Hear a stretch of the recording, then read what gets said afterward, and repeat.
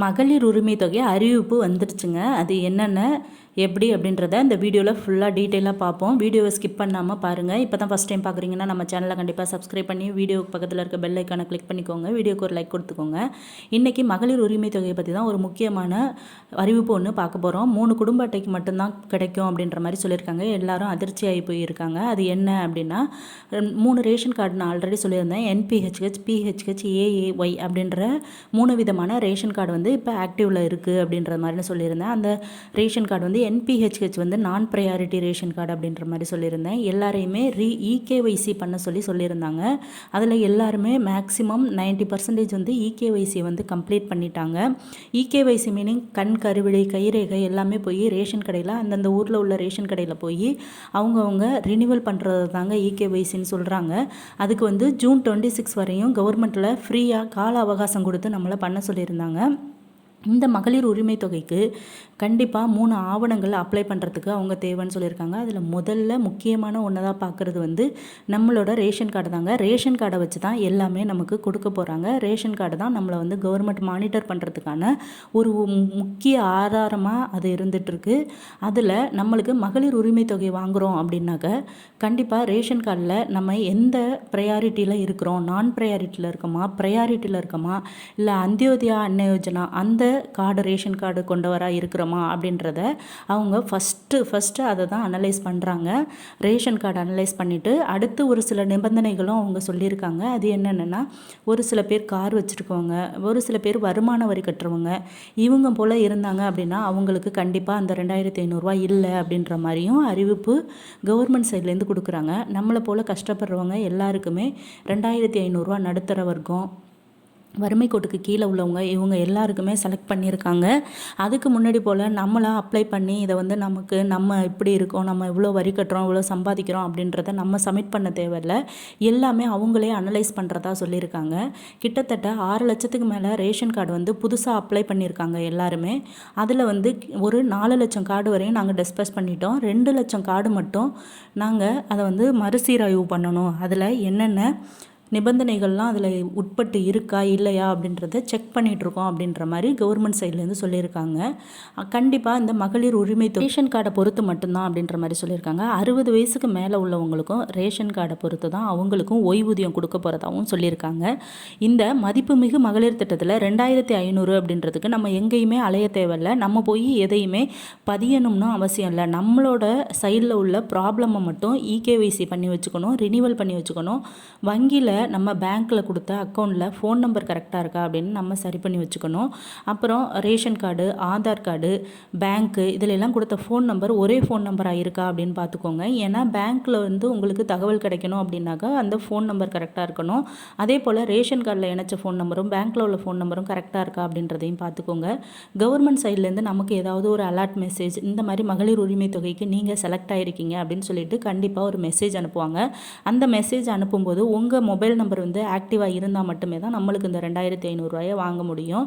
ஏன்னா அது வந்து நம்ம அந்த நம்பர், ஃபோன் நம்பருன்றது ரொம்ப ரொம்ப இம்பார்ட்டன்ட். நம்ம அவங்க கொடுக்குற தகவலையும் தெரிஞ்சுக்கலாம். நமக்கு பணம் மந்த்லி நமக்கு மாதம் ஏறுதா அப்படின்றதையும் நம்ம தெரிஞ்சுக்கிறதுக்காக அந்த ஃபோன் நம்பரை கண்டிப்பாக கட்டாயமாக இணைச்சி இருக்கணும், அது ஆக்டிவேட்டில் இருக்கணும் அப்படிங்கிற மாதிரியும் சொல்கிறாங்க. ஆகஸ்ட் மந்த்து பட்ஜெட் தாக்கலில் ஃபஸ்ட்டு முன்னெடுத்து வைக்கிறது இந்த மதிப்புமிகு மகளிர் தொகையை மட்டும்தான் அப்படின்ற மாதிரியும் சொல்லியிருக்காங்க. நெக்ஸ்ட்டு 60 வயசுக்கு மேலே உள்ளவங்களுக்கு ஓய்வூதியம் கொடுக்கறத பற்றியும் அடுத்து அந்த பட்ஜெட் தாக்கலில் எழுத போகிறோம் அப்படின்ற மாதிரியும் சொல்லியிருக்காங்க.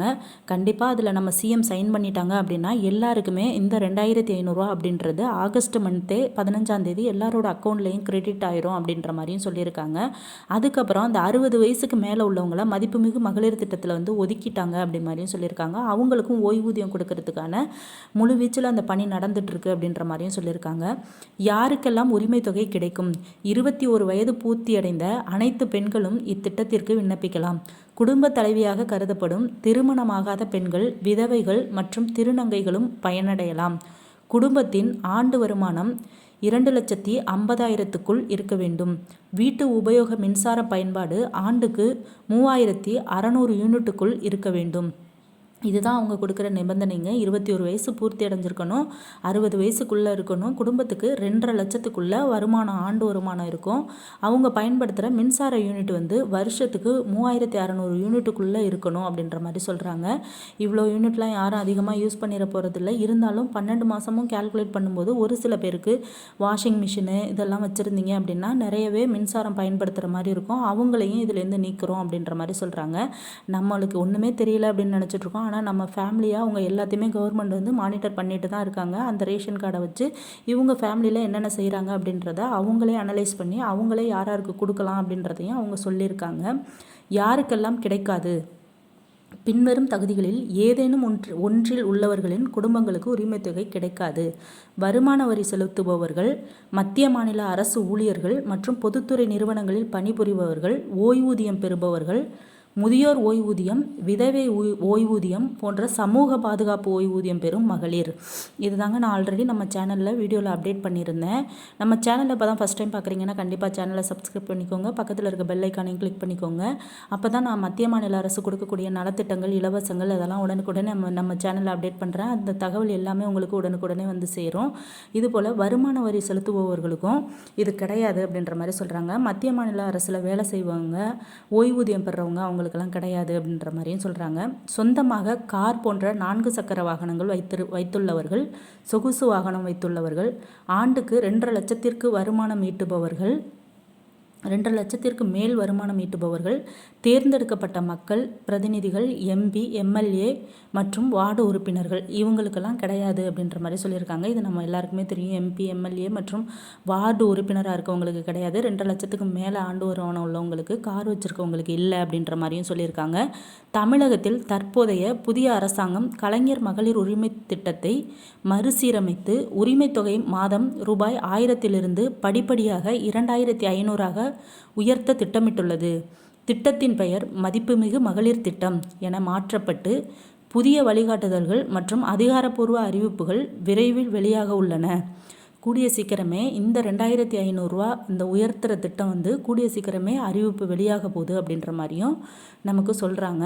அது கூடிய சீக்கிரமே நடக்கும் அப்படின்னு எல்லாருமே எதிர்பார்த்துட்ருக்கோம். நடக்கும்.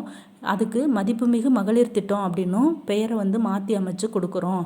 அதிகாரப்பூர்வ அறிவிப்புனா நம்ம சிஎம் வந்து பட்ஜெட் தாக்கல் செஞ்சு அதில் வந்து சைன் பண்ணிட்டாங்க அப்படின்னா கண்டிப்பாக எல்லாருக்குமே அந்த 15ஆம் தேதி நம்மளுக்கு மே மாதம் 1000 ரூபா வந்தது போல் திடீர்னு 2500 கிரெடிட் பண்ணிடுவாங்க அவங்களே. அதிகாரப்பூர்வ அறிவிப்பு. புதிய மாற்றங்களுக்கான அறிவிப்புகள் மற்றும் பயனாளிகளுக்கான கூடுதல் விதிமுறைகள் கூடிய விரைவில் அரசின் அதிகாரப்பூர்வ அமைச்சரவை முடிவுக்கு பின் வெளியிடப்படும். அமைச்சரவை கூட்டத்தில் இதுக்கான முடிவு எடுக்கப்படும். பட்ஜெட் தாக்கலில் இதுக்கு கையெழுத்திடணும். அது அதிகாரப்பூர்வமாக அறிவிச்சிட்டாங்க அப்படின்னா எல்லார் அக்கௌண்ட்லேயுமே வரவு வச்சுருவாங்க அப்படின்னு சொல்கிறாங்க. அதுக்கு வந்து ஒரு சில நம்மளை வந்து ஆல்ரெடி கவர்மெண்ட்டில் வந்து கால அவகாசம் கொடுத்து இகேவைசி பண்ணிடுங்க, நம்மளோட ரேஷன் கார்டில் உள்ள அனைத்து தவறுகளையுமே சரி பண்ணிக்கோங்க அப்படின்னு மட்டும்தான் சொல்கிறாங்க.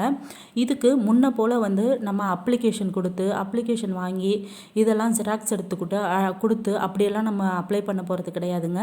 அவங்களே ஆன்லைனில் நமக்கு இது நீங்கள் ஓகே அப்படின்னு சொல்லிட்டு நம்ம ஃபோனுக்கு மெசேஜ் வரும் அப்படின்ற மாதிரி நம்மளுக்கு இதுவரையும் தகவல் சொல்லிகிட்டு இருக்காங்க கவர்மெண்ட் சைட்லேருந்து.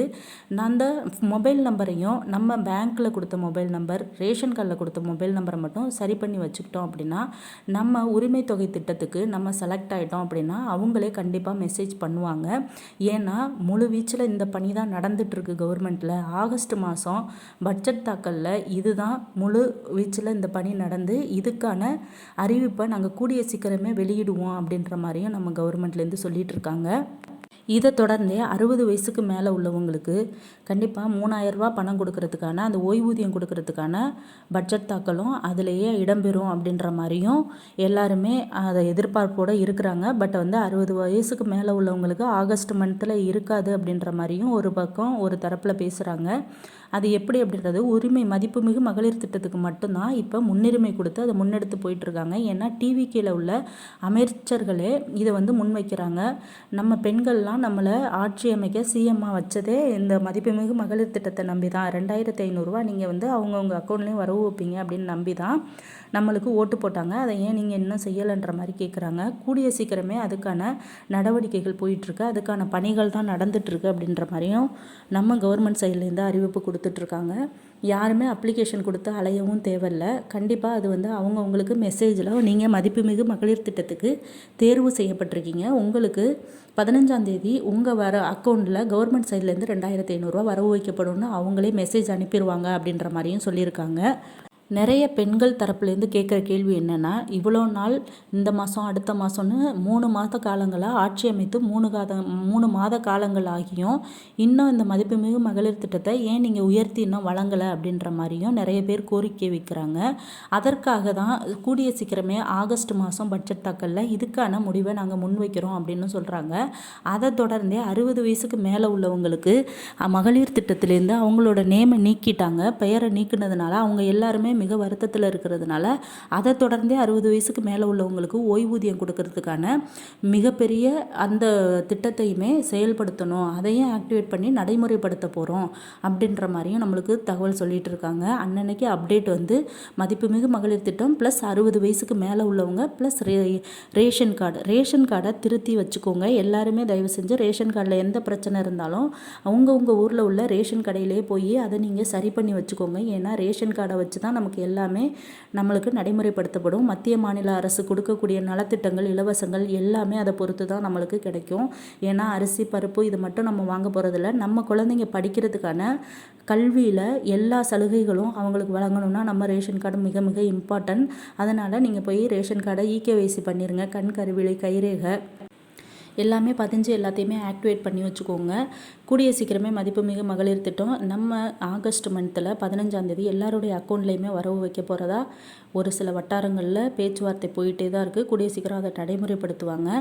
அதுக்கு பேங்க்கில் உள்ள அந்த அக்கௌண்ட் நம்பருக்கு கொடுத்த ஃபோன் நம்பர், ரேஷன் கார்டில் கொடுத்த ஃபோன் நம்பரை சரி பண்ணி வச்சுக்கோங்க.